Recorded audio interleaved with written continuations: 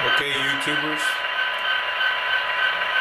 this is the second Norfolk Southern SD60M that I converted over and installed a Tsunami decoder, replaced the MRC decoder that was on there, and installed a Tsunami in it. Let me go ahead and mute the sound. This is the older version, which brings the MRC decoders as well as the CSX unit that I had started to improve the performance by filing down the gears and cleaning out the grease. The newer SD60s in the YN3 colors, I have two of them. There's one there. These already came factory with the Tsunami decoders. However, these Norfolk Southern units did not. So in doing so and changing the decoder out and putting the Tsunami, I discovered there was a problem in the manual with the CV settings. And with this video, I'll just show you what I do and how I set them up. First of all, by looking at the instruction manual, the way I mount or install my ditch lights, I will put the right ditch light in function 5 and the left ditch light I'll solder onto function 6. So you have two individual ditch lights there. And then naturally you have your forward headlight and your rear backup light. When you do that, you'll press F5 and the left headlight comes on. You'll press function 6 and the right one will come on. Well, there is a way to tie them together, and I'll go through my CV settings and how I set them up. So the first thing that I will do is I'll program it on the main, and I'll just use the road number of the locomotive.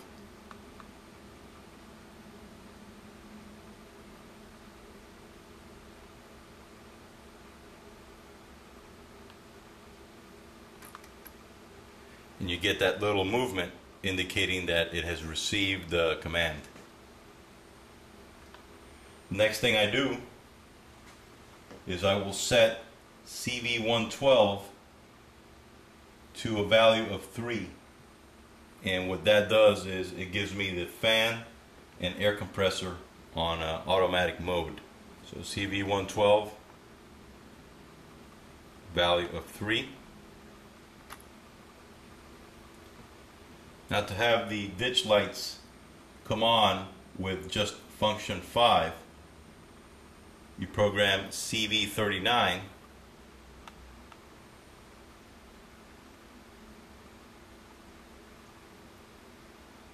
to a value of 6.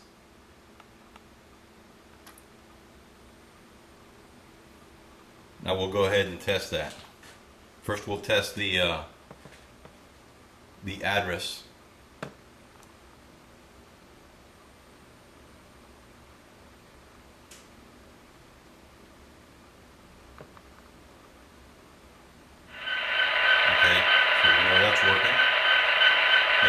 We'll hit function 5 and we should see both ditch lights come on at the same time. And there you go. I like to have it that way. I don't like it on automatic. That way I can always control when they're on or they're off. So just by pressing F5 now they both come on. I'll go ahead and mute it.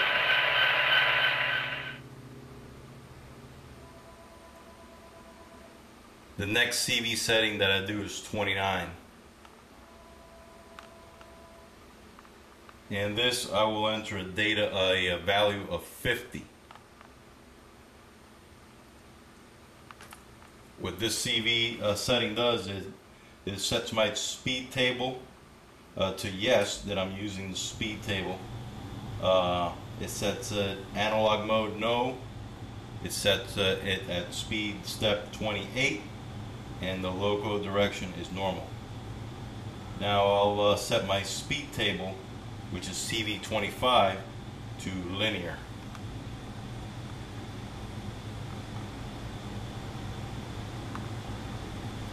And that value is a value of 2.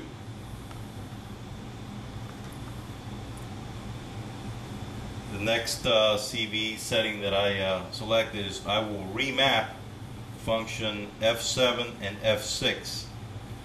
Function F7 I will remap to control the brake squeal, and basically that is CV41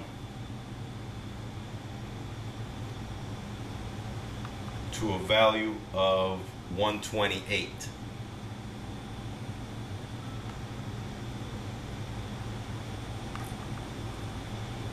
I remap function F6 to control the light dimmer, and that is CV40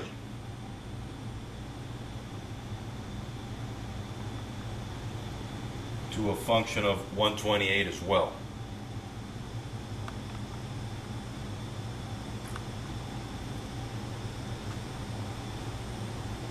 Now, at this point, you'll notice that when you blow the horn,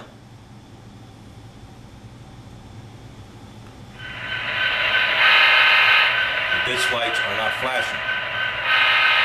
So to get them to flash, you need to change 2 other CV settings.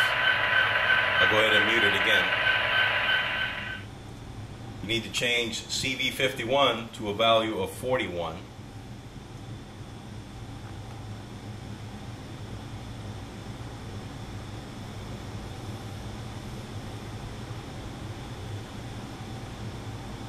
So CV51 to a value of 41, and CV52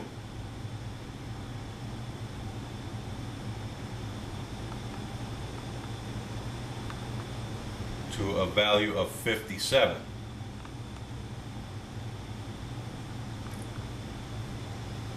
Now you'll notice that when I blow the horn now, they will flash.